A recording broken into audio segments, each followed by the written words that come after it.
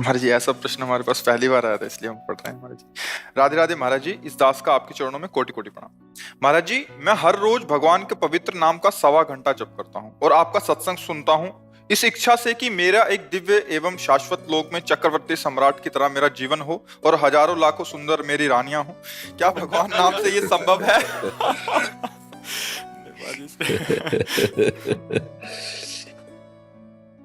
कोई बात नहीं बच्चा, धन्यवाद है। आप मेरे प्रभु से तो जुड़े ना, वो कर तुम अकर तुम अन्यथा कर तुम सर्व समर्थ है।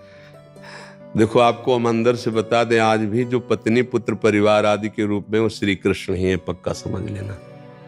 उनके सिवा किसी की सत्ता नहीं है। वही जब अंतर ध्यान हो जाते तो हम लोग शरीरों से प्यार नहीं करते। यदि आप ऐसा मानोगे तो अपने आप को हजारों रानियों के रूप में प्रस्तुत करके आपके हृदय में बैठ के स्वयं भोक्ता और स्वयं कर्ता बन करके वो अपने आप से अपने आप में खेलते हैं। आप करो, आराधना करो, और तो अगर वो चाहेंगे तो आपकी इस आकांक्षा को पूर्ण करेंगे, नहीं आकांक्षा को गायब कर देंगे। आपको खुद लगने लगेगा नहीं नहीं, मैं बड़ी भूल कर रहा था। प्यारे, आपके सिवा मुझे कुछ नहीं चाहिए, बस मैं आपको देखना चाहता हूँ, आपके संग रहना चाहता हूँ। ऐसा भी आ सकता है, क्योंकि अभी कोई तुम सिद्ध भाव वाले थोड़ी हो गए, क्योंकि ये तो पार्थिव भोग विलासिता का भाव है, नहीं है अज्ञान, जिसे अज्ञान कहते हैं। भोग विलासिता का भाव अज्ञान ही तो है ना।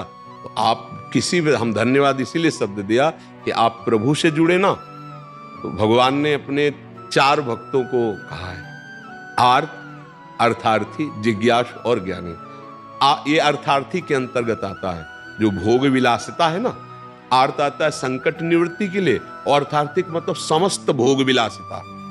तो धन्यवाद इसलिए दिया कि भोग विलासिता प्रभु से मांग रहे हो, इसलिए तुम्हें धन्यवाद दे रहे हैं। वो कोई साधक नहीं है, वो शुरू किया है भगवान से जुड़कर अर्थार्थी भाव से। तो हमारा कर्तव्य बनता है उसके उस भाव को वहां पुष्ट करके भगवान में श्रद्धा विश्वास दृढ़ कर देना।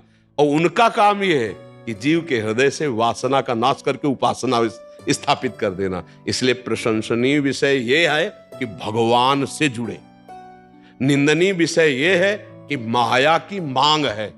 अब वो पूर्ण करना चाहेंगे तो ये भी उनके लिए कोई बड़ी बात है। अनंत ब्रह्मांडों की सुंदरियों का सृजन उन्होंने तो किया है, अपने आप से अपने आप पे सृजन किया है। तुम 1000 कह रहे हो, 1 करोड़ हो जाए। पढ़ा है भागवत में, एक राजा के 1 करोड़ रानियां थी, जो बाद में वृत्तासुर के रूप में प्रगटे ना, वे चित्रकेतु ऐसे नाम, जिनकी 1 करोड़ रानियां थी। 1 करोड़, साल में 365 दिन होते हैं, कितने वर्ष में जाते होंगे भाई? 365 दिन होते हैं, तो कितनी रानियों से दिन में मिलते होंगे, कब राजकाज करते होंगे? 1 करोड़ रानियां थी। तुम्हारी कितनी चाहे? इनकी है महाराज जी, हजारों लाखों। नहीं, एक बोलो कि वो मतलब हजारों प्लस लाखों, तो फिर जी हजारों भी चलेगा, लाखों भी चलेगा। भगवान की विभूतियां है। हाँ, भगवान की विभूतियां है। ठीक है, तुम चिंता मत करो, भजन बढ़ाओ। हाँ, भजन बढ़ाते रहो, नाम जप करते रहो, और ये अपनी आशा रखो तुम।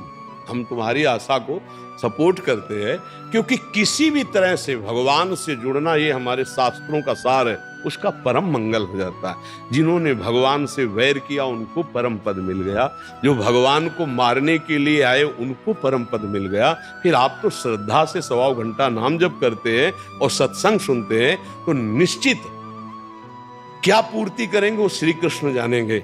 आपके अंदर शुद्ध जहां ज्ञान हुआ तो ये सब ऐसे लगेगा, ब्रह्मादिक के भोग सब विषम लागत ताई, नारायण ब्रज चंद की लगन लगे ही जाए।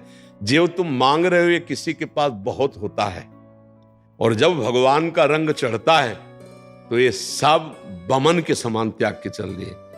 पूज्य श्री रूप जी, पूज्य श्री सनातन जी, ये एक तरह से राजमंत्री नहीं, राजा ही थे। इन्हीं के अनुशासन में, इन्हीं के आदेश उपदेश से सब काम चलते थे। सारा वैभव त्याग करके भारी कष्ट सहते हुए श्री कृष्ण प्रेम की जो रहनी दिखाई वृंदावन में, अद्भुत रहनी। और क्या कमी थी भोग विलासता की, सब कुछ छोड़कर श्री रघुनाथ दास जी गोस्वामी कितने बड़े घर के सब कुछ त्याग करके, और कैसा जीवन, कैसा जीवन। तो हमारे श्री कृष्ण बड़े लीला विहारी है। आप नाम जप करो और ऐसे चलते रहो और मांगो उन्हीं से, बस दूसरी की तरफ गंदी दृष्टि से ना देखना। तो फिर वो संभाल लेंगे। वो दे दे या वो आपके भाव को बदल दे, वो या आपको स्वयं को दे दे। एक बार जरा सा आनंद स्फुरित होगा, फिर तुम्ही को कहा जाएगा कि तुम्हें मांगे थे ले लो, तो आप हाथ जोड़कर भगवान से कहोगे कि मेरी गलती को क्षमा करो।